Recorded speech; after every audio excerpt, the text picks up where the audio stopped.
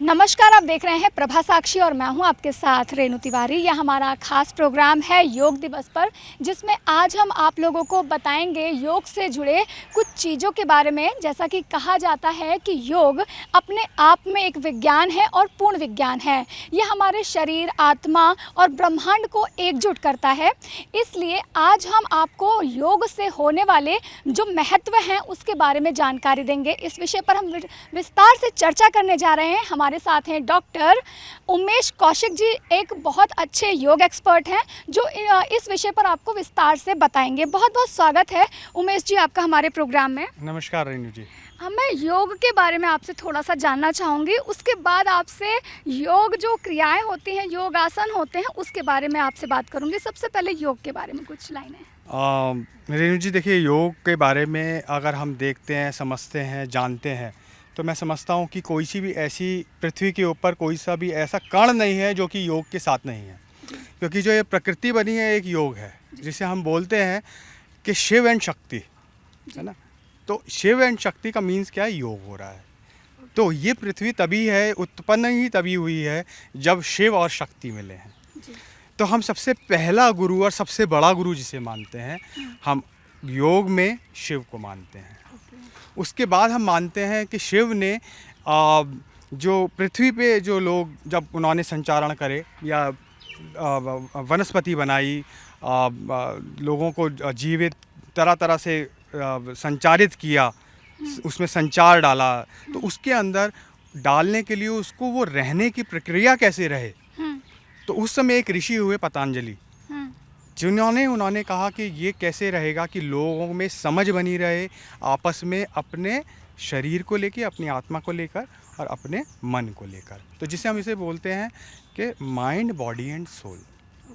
तो योग जो भगवान ने हमको दिया, शिव ने दिया, फिर पतंजलि जी ने दिया, वो ऐसे ये एक चेन है। सबसे पहली चेन जो आपको बताया मैंने, शिव, उसके बाद पतंजलि ऐसे शिष्य उनके पास आए और उन्होंने कहा कि अगर हमने इस पृथ्वी को चलाना है तो चलाने के लिए क्या चाहिए?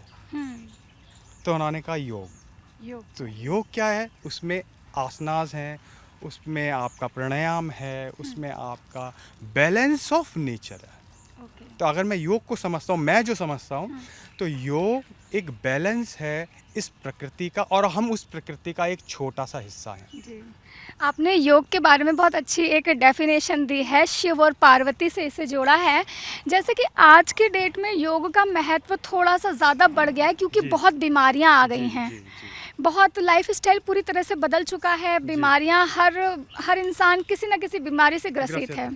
तो शुरुआत वहीं से करते हैं। कहते हैं कि सब कुछ पेट से जुड़ा होता है। सही कह रहे हैं रेणु जी, आप ये बहुत बढ़िया बात बोली है आपने। क्योंकि क्या होता है, कोई सा भी घर उठा लीजिए, कोई सा भी ऐसा आपको घर नहीं मिलेगा जिसमें कोई ना कोई व्यक्ति को या किसी को कोई सी ऐसी प्रॉब्लम ना हो। तो किसी को पेट से, अगर मैं आपसे संबंधित बात करूं, पेट है तो आप हैं, नहीं तो आप नहीं हैं।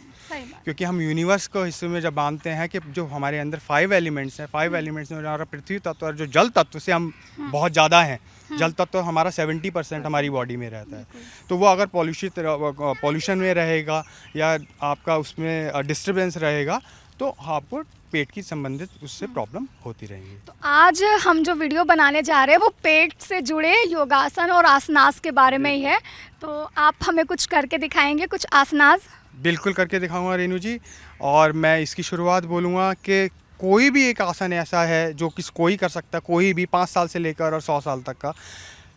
ताड़ासन जिसे मैं बोलता हूँ, ताड़ासन आप स्टैंडिंग पोज में भी कर सकते हैं, आप इसको लेट के भी कर सकते हैं। ठीक है। तो आप इसको ताड़ासन को बहुत अच्छे तरीके से कर सकते हैं। उसमें कुछ नहीं करना होता है, आपने अपने ब्रीथ को होल्ड करते हुए लंग्स में, do it according to your capacity. जितनी आप में क्षमता है आप उतना कीजिएगा, जितना सांस रोक सकते हैं। एक सांस लीजिएगा बहुत अच्छे से जितना आप लंग्स में रोक सकते हैं, और उसको लेते हुए सांस को खींचिएगा और आर्म्स को ऊपर खींचते हुए, नेक को ऊपर खींचते हुए, आकाश की तरफ देखते हुए या रूफ की तरफ देखते हुए जितनी देर होल्ड कर सकते हैं, स्लोली आप डाउन आते हुए और ब्रीथ आउट करते हुए डाउन कर दीजिएगा। आगे की वीडियो हम जो आसनास है उसको प्रैक्टिकल तरीके से कैसे किया जाता है उसे देखते हैं। ओम भूर्भुवः स्वः तस्य वितुर्वरेण्यं भर्गो देवस्य धीमहि धियो यो न प्रचोदयात्। ओम।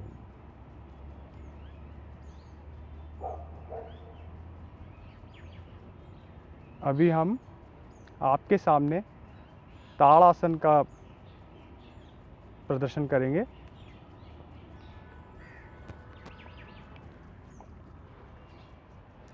ताड़ासन एक बेसिक योगा आसन है जिसे बच्चा, बूढ़ा, जवान सब कर सकते हैं। और इसमें सबसे बड़ी अच्छी बात यह है इस आसन की कि आप इसको खाना खाने के बाद भी कर सकते हैं।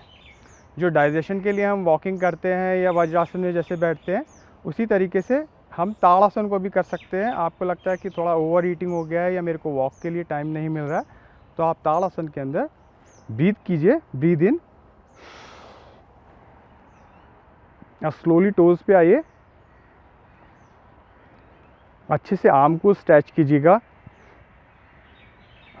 और काउंट कीजिएगा 5 to 10 seconds. 1 2 3 4 5 6 7 8 9 10। Slowly down, breathe out, breathe out, breathe out, breathe out. Breathe out करते हुए अच्छे से अपनी उंगलियां खींचते हुए, अपने अच्छे से स्पाइन को खींचते हुए ब्रीद आउट करते हुए डाउन आना है। अगेन एक बार और हम करेंगे। Breathe in, again breathe in. 1 2 3 4 5 6 7 8 9 10। Slowly down, breathe out करते हुए down, breathe out, breathe out, breathe out, relax. अच्छे से ब्रीद इन एंड आउट करना है हमने अपने लंग्स में से एंड टमी में से, टमी में से। इसे 3 to 4 टाइम्स हमने करना है, जिससे कि हमारा जितना भी डिटॉक्सिकेशन फ्रॉम ऑक्सीजन है हमारा अच्छे से हो जाए। इसको हम वॉकिंग ताड़ासन भी करते हैं। आपको बहुत ज़्यादा सिटिंग पोस्चर में आप बैठे हुए हैं या आप लेइंग पोजीशन में बहुत ज़्यादा हो गए हैं और आपको लग रहा है कि आपके हाथ पैरों में शून्यपन आ रहा है, तो आप इसे तब भी कर सकते हैं। इसमें क्या है, आपका जो आपके पेल्विक है स्पेशली, उसमें रिजिडनेस आती है, जो रिजिडनेस आती है वो एकदम से रिलैक्स हो जाती है और सर्कुलेशन ऑफ ब्लड आपका पेल्विक में सही हो जाता है और पेन आपका रिलैक्स हो जाता है स्लोली एंड स्टडीली। तो breathe in 1 2 3 4 5, backwards 1 2 3 4 5, slowly down, breathe out. Again इसको भी हम 3 to 4 टाइम्स कर सकते हैं। Breathe in 1 2 3 4 5, 1 2 3 4 5, slowly breathe out, relax, yes। अच्छे से फिर से अगेन हमने ब्रीद इन एंड आउट करना है अपने टमी में से एंड लंग्स में से। ब्रीद आउट स्लोली, जितना slowly breathe out and in हमने जितना भी नोज से करना है, मुंह से नहीं करना है। टमी में करेंगे।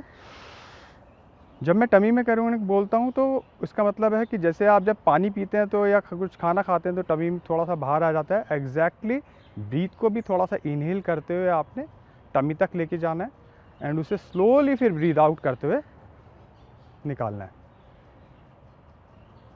Yes, relax. ओके, अभी हम नेक्स्ट करेंगे पश्चिमोत्तान आसन करेंगे। पद्मावतासन भी बोलते हैं इसको हम। पश्चिमोत्तान आसन एक पार्ट है सूर्य नमस्कार का, ये स्पेशली टमी के लिए है। इसको हम क्या करते हैं, अच्छे से पहले ब्रीद इन करते हैं लंग्स में। ब्रीद इन, आर्म्स को पीछे लेके जाएंगे, जितना आप पीछे लेके जा सकते हैं। थोड़ा सा अर्ध चक्रासन में भी जा सकते हैं आप, इसमें अर्ध चक्रासन में जाइएगा। ब्रीद इन बैक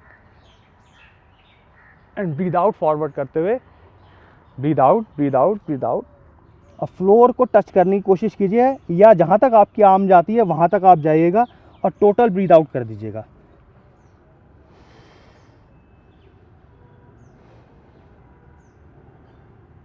फिर again breathe in up, breathe in up, yes, breathe in up, पीछे अर्ध चक्रासन में जाएंगे, ब्रीद बैक करते हुए, breathe in back and breathe out करते हुए, breathe out, breathe out, breathe out, breathe out.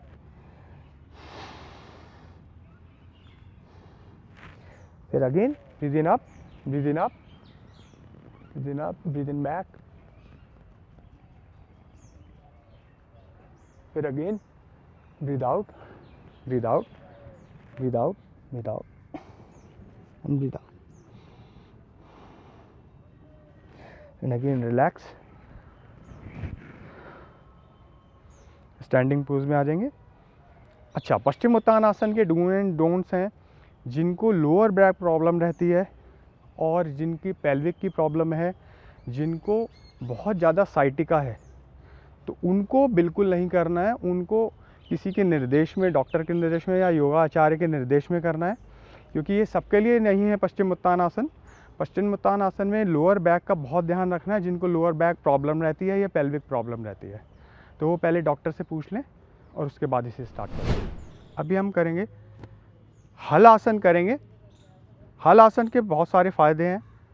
ये आपकी टमी के लिए भी है, या आपके थायराइड के लिए भी है, और जिनको लोअर बैक प्रॉब्लम रहती है उनके लिए थोड़ा सा ध्यान रखना है, क्योंकि ये इसमें हमको लेग्स उठानी होती हैं और उसको हमने स्लोली पीछे लेके जाना होता है।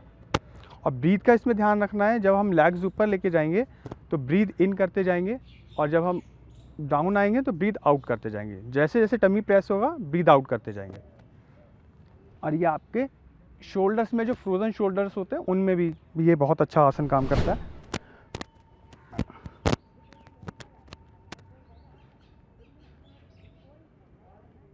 ये आप सर्वांग आसन में आए पहले। अच्छा, मैं बीच में बताता हूँ आपको, सर्वांग आसन सारे आसनों का राजा है। यह आसन एक ऐसा आसन है, अगर आपको अपनी स्किन अच्छी रखनी है, हेयर अच्छी रखनी है, अपनी एज अच्छी रखनी है, तो आप सर्वांग आसन कर सकते हैं। लेकिन सर्वांग आसन की थोड़ी सी रिस्ट्रिक्शंस हैं, थोड़े से डूम्स एंड डोंट्स हैं, कि ये वो ना करे जिसको बैक की प्रॉब्लम रहती है, नेक की स्पॉन्डिलाइटिस प्रॉब्लम रहती हैं। ये सिर्फ वो करें जो कि जहाँ उन्हें लगता है मैं फिट हूँ और मैं कर सकता हूँ।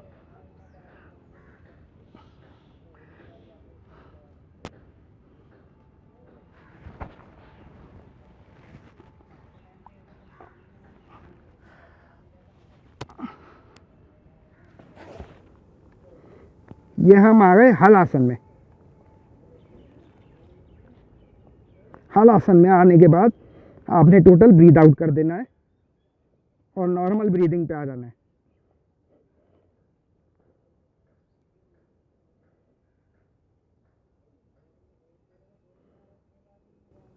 स्लोली लेग्स को बेंड करते हुए फॉरवर्ड आना है। हल आसन, हल आसन में भी वही प्रिकॉशंस रखनी है आपने, कि हल आसन हर एक के लिए नहीं है। हल आसन के लिए जिसके वो नेक की प्रॉब्लम हो, बैक की प्रॉब्लम हो, वो इमीडिएट स्टार्ट ना करे, किसी के डॉक्टर के या योगा आचार्य के निर्देश में करे। और कितना करना है, कैसे करना है, पता होना चाहिए कि कैसे करना है। यस, नेक्स्ट करेंगे हम, ये भी टमी के लिए है, शोल्डर्स के लिए है, भुजंगासन। भुजंगासन में आप पेट के बल लेट जाएंगे। उससे पहले आप मकर आसन में आएंगे। मकर आसन हमारा बेसिक आसन होता है, जितने भी हम पेट के बल लेट के आसन करते हैं। मकर आसन में आपने फोर आर्म क्रॉस करनी है, और आपने बिल्कुल मगरमच्छ की तरह, जैसे टोज होती हैं मगरमच्छ की, टोज आउटसाइड हील इनसाइड रख के, और ब्रीथ को बिल्कुल नॉर्मल करना है आपने।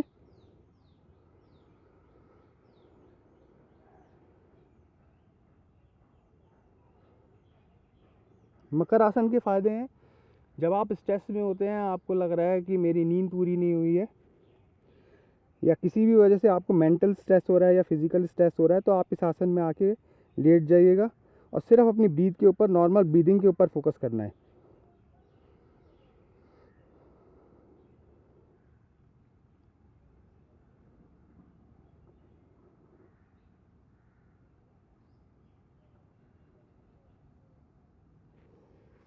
अब हम भुजंग आसन करेंगे। भुजंग आसन में हम टोस को डाउन कर लेंगे। आर्म्स की पोजीशन, हमारे जो हैंड्स हैं, हैंड्स पोजीशन हमारी इमीडिएट शोल्डर्स के नीचे होनी चाहिए। लेग्स को, टोस को अच्छे से स्ट्रेच करते हुए पहले हम हाफ उठेंगे, 3 टाइम्स हाफ उठेंगे। ब्रीद इन और चिन को जितना आप ऊपर लेके जा सकते हैं, ऊपर रूफ की तरफ, स्काई की तरफ देखने की कोशिश करेंगे। 5 काउंट करेंगे, 1 2 3 4 5। Slowly down, breathe out. Yes, again breathe in, 1 2 3 4 5। Slowly down, breathe out. Yes, again करेंगे। Breathe in, up, 1 2 3 4 5। Slowly down, breathe out. अब इसमें हम पूरा फुल आर्म स्ट्रेच कर देंगे। ब्रीद इन करते हुए फुल ऊपर स्काई की तरफ देखेंगे, रूफ की तरफ देखेंगे। 1 2 3 4 5। Slowly down, breathe out. Yes, again, breathe in. 1 2 3 4 5। ये आसन बहुत फ़ायदा करता है जिन लोगों को पेल्विक प्रॉब्लम रहती है, स्पॉन्डिलाइटिस प्रॉब्लम रहती हैं, और जिनका इमीडिएट, स्पेशली लेडीज़ के लिए बोल रहा हूँ, जिनका ऑपरेशन होता है, सी सेक्शन होता है, उनको डॉक्टर्स कई बार कहते हैं कंप्रेशन ऑफ स्पाइन एक्सरसाइजेज करना है आपने, या एक्सटेंशन ऑफ स्पाइन करना है। तो उसके लिए आप ये आसन स्लोली स्टार्ट कर सकते हैं ब्रीथ के साथ। हमेशा ध्यान रखना है, कोई सा भी आप आसन करते हैं, do it according to your capacity. अपनी क्षमता अनुसार कीजिएगा और उतना ही कीजिए जितना आप कर सकते हैं।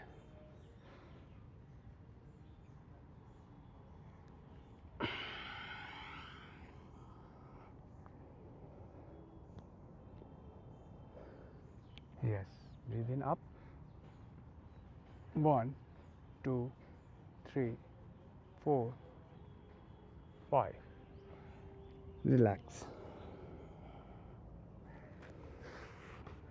इस आसन को भी जिसको बहुत ज़्यादा बैक की, अपर बैक की प्रॉब्लम रहती हो या लोअर बैक की, एक बार वो ज़रूर डॉक्टर से कंसल्ट कर ले या योगा आचार्य से कंसल्ट कर ले, तो वो कितना कर सकता है।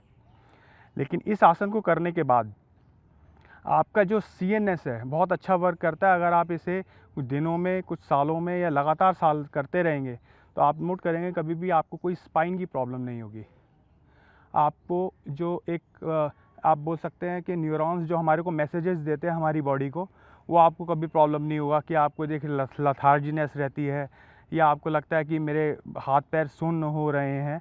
तो उसमें क्योंकि जब आपका स्पाइन का सर्कुलेशन ऑफ ब्लड बेटर रहेगा, तो आपका जो सारा शरीर है इनसाइड आउटसाइड बहुत अच्छे से वर्क होगा। अच्छा, इसमें आपको एक और ऐड ऑन करूँ, इसमें जब हम ये करते हैं तो जो शुगर पेशेंट्स होते हैं उनके लिए भी ये बहुत अच्छी एक्सरसाइज है, क्योंकि अंदर हमारे जो पैनक्रियाज हैं उसकी मसाज होती है, किडनीज़ की मसाज होती है, हमारा लीवर की मसाज होती है। तो जिनको ये वाली प्रॉब्लम्स रहती हैं उनके लिए भी ये बहुत अच्छा आसन है, और इसमें करते हुए आपको बहुत रिलैक्स फील होता है जब आप इसको पूर्णतः अच्छे तरीके से 3 मिनट या 3 मिनट से ज़्यादा करते हैं। अभी हम नेक्स्ट करेंगे धनुरासन। धनुरासन में इसी पोज में रहते हैं हम, मकरासन में, और पीछे से जाके दोनों लेग्स को पकड़ते हैं और ब्रीद इन एंड अप। आप अपर बॉडी को और लेग्स को जितना भी उठा सकते हैं होल्ड कीजिएगा। Do it according to your capacity. Count 5 to 10 seconds. 1 2 3 4 5 6 7 8 9 10। Slowly down, breathe out. कोई सा भी आसन, मुद्रा, क्रियाएं आपको जो भी लाभ देती हैं वो 3 मिनट के बाद देना शुरू करती हैं। और इसी तरह से अगर आप 3 मिनट को आप ऐसे मल्टीप्लाई कर सकते हैं 21 डेज से, तो 21 डेज 3 मिनट एक आसन को अगर आप लगातार फॉलो करते हैं तो उसको आपके अच्छे से लाभ मिलने शुरू हो जाते हैं आपके शरीर को। Yes, Again, breathe in up. 1, 2, 3, 4, 5. Slowly down, breathe out.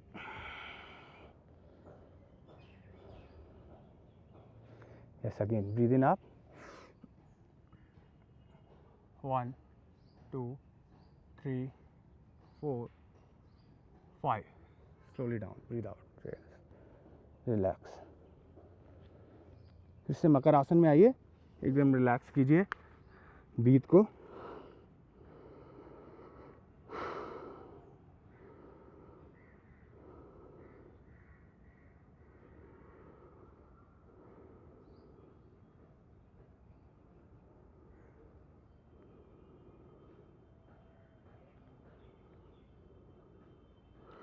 धनुरासन उन लोगों के लिए बहुत अच्छा है जिनको अपनी लेग की फ्लेक्सिबिलिटी बढ़ानी है, शोल्डर्स को स्ट्रॉन्ग करना है. तो आपने अगर धनुष बाण देखा होगा तो धनुष बाण में हम बिल्कुल अच्छे से खींचते हैं उसको और फिर स्लोली रिलीज़ करते हैं. तो इसमें आपके जो पेल्विक है, आपकी लेग्स हैं, आपके शोल्डर्स, खासतौर से जो बिग जॉइंट्स हैं, आप ऐसे बोल सकते हैं, big joints of our body का सर्कुलेशन और ब्लड आपने अच्छा करना है. और आपको लगता है कि मेरे अच्छे से बने रहें सर्कुलेशन बॉडी के अंदर, बिग जॉइंट्स के अंदर, तो इस आसन को करने से बहुत फ़ायदा होता है. और इंटरनल मसाज ऑफ जो ऑर्गन्स मैं आपको बोल रहा था कि इंटरनल मसाज ऑफ ऑर्गन्स जो है बहुत अच्छे से होती है इसमें. वही again pancreas, kidneys and liver का बहुत अच्छे से मसाज होता है. शुगर पेशेंट्स के लिए बहुत अच्छी एक्सरसाइज है अगर वो स्लोली अपने लेवल पे शुरू करते हैं. यस, नेक्स्ट है फिर से अगेन, ये टमी के लिए भी है एंड आपका पेल्विक के लिए भी है, नौका आसन. नौका आसन के लिए पहले आप शवासन में आएंगे. शवासन में आपने बिल्कुल शरीर को छोड़ देना है, आर्म्स को 10 से 15 इंच के करीब बाहर रखना है, पाम्स टुवर्ड्स द स्काई, और अच्छे से breathe in stomach up, breathe out stomach down and slowly breathe out. इसको आपने 5 से 10 बार करना है जिससे अच्छे से आपका शरीर एकदम शिथिल हो जाए, रिलैक्स हो जाए. Breathe in stomach up, breathe out stomach down. अच्छे से पेट को फुलाइए और फिर उसे धीरे धीरे सांस को बाहर निकाल दीजिए.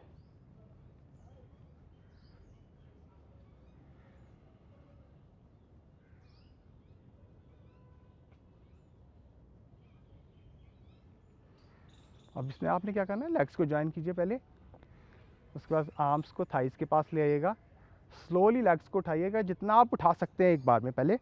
उसके बाद आर्म्स को उठा के लेग्स की तरफ आपने रखना है, जितनी देर रख सकते हैं, एंड स्लोली डाउन. इसमें आपके सारे बंध, हम बोलते हैं योग के अंदर बंध लगते हैं, तो बंध लगने का मतलब होता है जब हमारे शरीर में सारे जितने भी चक्रास हैं वो ब्लॉक हो जाए. तो एक ये जो नौका आसन एक ऐसा आसन है जिसके अंदर हमारे सारे बंध लग जाते हैं ऑटोमेटिकली, आपको मतलब कहना नहीं पड़ता है, और आपके सारे जो चक्रास बंध हैं अपने आप लग जाते हैं.